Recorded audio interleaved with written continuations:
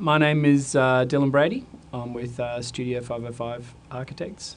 Dirk Zimmerman and myself have been working together since we met on Federation Square in 1997, and we did 5.5 years there, and have then gone on from there to work on a wide range of varied projects around the world in China, Singapore, Malaysia, Australia. It was incredibly challenging breaking into that international market, and it's all about continuity and commitment and continuity, and still being there and 12 months after you think everyone's forgotten you, still being there, so that when that person rings and says, hey, I remember you came to see me about this thing 12 months ago and I hear you're doing your own thing, can you have a look at this for us? The opportunities in timber are above and beyond the idea of a carbon bank, because it's often not necessarily a client's first concern is, what's the carbon footprint of my house?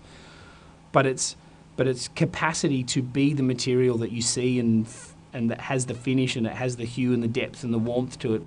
The real thing for me about timber is its uniqueness, its individuality. It's the fact that it's a natural grown material that has a grain, and you can work it to such a high degree. The sheer malleability of it and its kind of capacity to be so sculpturally used, but also have a depth to it and a luster that you can't really find in any other material.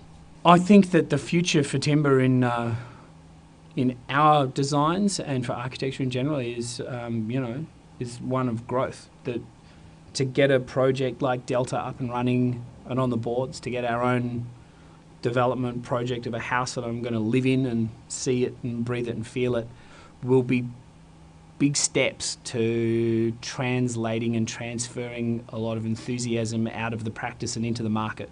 The Wood Solutions website's a portal. It's a portal that lets you see above and beyond any particular system or product or methodology to use wood. It's actually a portal that lets you understand wood and all of its uses.